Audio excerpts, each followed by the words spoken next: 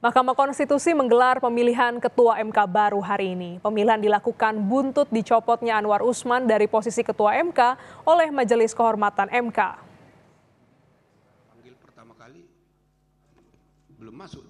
Pemilihan Ketua MK baru digelar hari ini sebagai tindak lanjut dari putusan Majelis Kehormatan MK yang dibacakan pada 7 November lalu.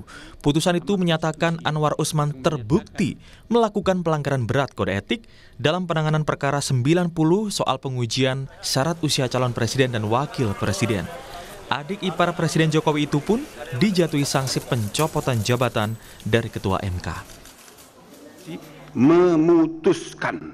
Menyatakan hakim terlapor terbukti melakukan pelanggaran berat terhadap kode etik dan perilaku hakim konstitusi sebagaimana tertuang dalam Sabta Karsa Utama, prinsip ketidakberpihakan, prinsip integritas, prinsip kecakapan dan kesetaraan, prinsip independensi, dan prinsip kepantasan dan kesopanan. 2. Menjatuhkan sanksi pemberhentian dari jabatan Ketua Mahkamah Konstitusi kepada hakim terlapor. Anwar Usman dicopot, pemilihan Ketua baru MK pun digelar. Sekretaris Jenderal MK, Heru Setiawan menyebut, proses pemilihan diawali dengan musyawarah mufakat sesuai peraturan MK nomor 6 tahun 2023. Sesuai dengan putusan MK, Mahkamah Konstitusi esok hari pukul 9 akan melaksanakan PMK nomor 6 tahun 2023 tentang pemilihan pimpinan Mahkamah Konstitusi, dimulai dari upaya untuk musyawarah mufakat dan seterusnya. Sementara itu pasca dicopot sebagai Ketua MK, Anwar Usman menyatakan pantang mundur sebagai Hakim Konstitusi. Anwar merasa sudah difitnah dan disudutkan oleh berbagai pihak. Ia menyatakan harkat dan martabatnya sebagai hakim tercoreng. Saat ini harkat, derajat, martabat saya sebagai hakim karir selama hampir 40 tahun dilumatkan oleh sebuah fitnah yang amat keji dan kejam. Tetapi saya tidak pernah berkecil hati dan pantang mundur dalam menegakkan hukum dan keadilan di negara tercinta. Anwar Usman juga merespon soal tudingan konflik kepentingan. Anwar membandingkan tudingan konflik kepentingan dalam menangani perkara nomor 90 tahun 2023 dengan praktik yang relatif sudah pernah terjadi sejak tahun 2003 di Mahkamah Konstitusi. Sebagai hakim karir, saya tetap mematuhi asas dan norma yang berlaku di dalam memutus perkara dimaksud. Terkait dengan isu konflik kepentingan, konflik of interest, sejak era kepemimpinan Profesor Jimli Asyidiki dalam putusan nomor 004/PUU garis datar 1/2003. Jadi sejak zaman Prof. Jimli, mulai tahun 2003 sudah ada pengertian dan penjelasan mengenai konflik of interest. Majelis Kehormatan MK menyatakan tidak bisa melakukan penilaian terhadap putusan MK karena putusan MK bersifat final dan mengikat. Namun, Mahkamah Konstitusi berwenang memeriksa lagi pengujian pasal 169 huruf Q Undang-Undang Pemilu. Apalagi saat ini sudah ada permohonan pengujian baru yang telah terregister di Mahkamah Konstitusi. Tim Liputan, Kompas TV.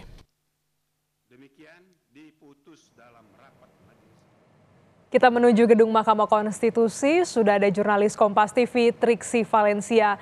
Triksi, bagaimana jalannya rapat pleno pemilihan ketua baru MK hingga siang hari ini dan mekanisme pemilihannya seperti apa?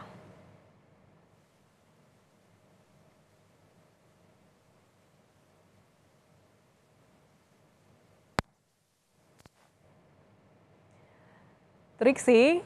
8 hakim konstitusi yang ada di dalam rapat pleno.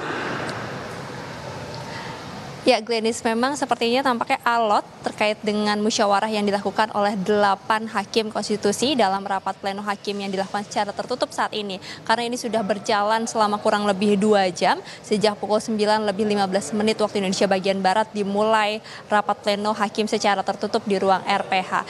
Kalau sampai saat ini memang kami masih menanti apa yang menjadi musyawarah dari ke-8 hakim konstitusi. Apabila nantinya jika memang tidak ada kesepakatan atau mufakat dalam musyawarah tersebut, barulah nanti akan bergeser ke skema berikutnya, yakni adalah pemungutan suara atau pemilihan ketua Mahkamah Konstitusi yang baru melalui voting.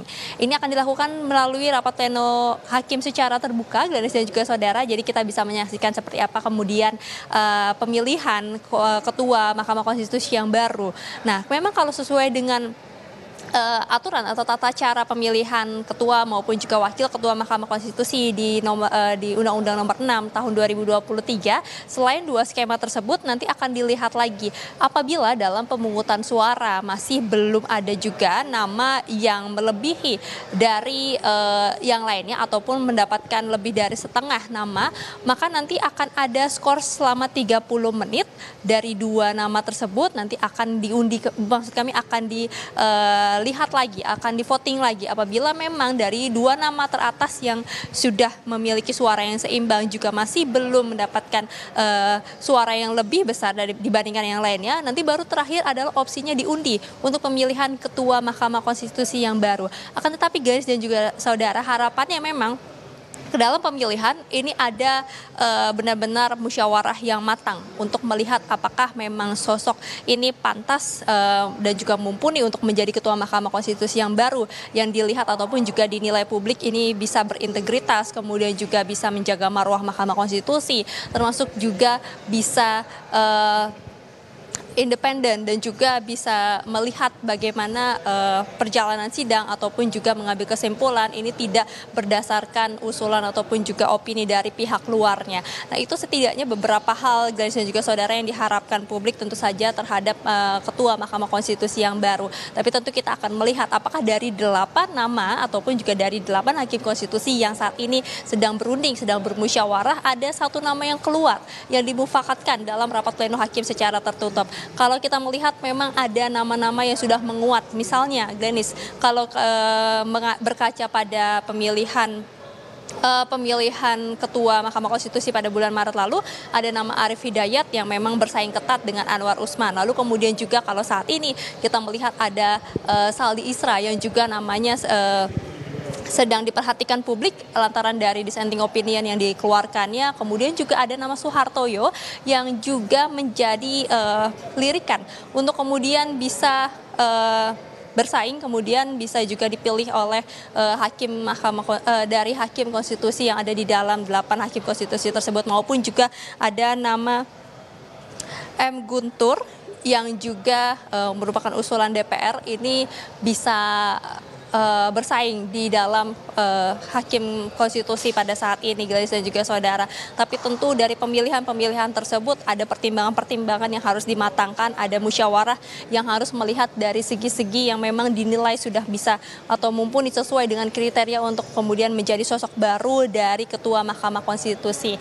Jadi kita akan nantikan, guys dan juga saudara, apakah nanti setelah kemudian berjalan selama kurang lebih hampir 3 jam, kalau saat ini memang sudah melewati 2 jam rapat pleno hakim secara tertutup, baru nanti akan bergeser kepada skema pemungutan suara. Kita akan lihat siapa kemudian nama yang muncul ataupun juga mendapatkan suara terbanyak dalam pemilihan ketua Mahkamah Konstitusi yang baru. Glenis.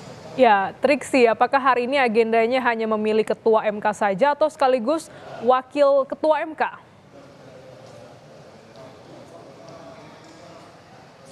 Kalau mengutip dari apa yang disampaikan oleh juri bicara Mahkamah Konstitusi yakni Fajar Laksono, yang tadi kami juga berkomunikasi melalui pesan singkat, bahwa memang saat ini agendanya adalah pemilihan ketua Mahkamah Konstitusi lantaran adanya kekosongan di posisi ketua Mahkamah Konstitusi tersebut.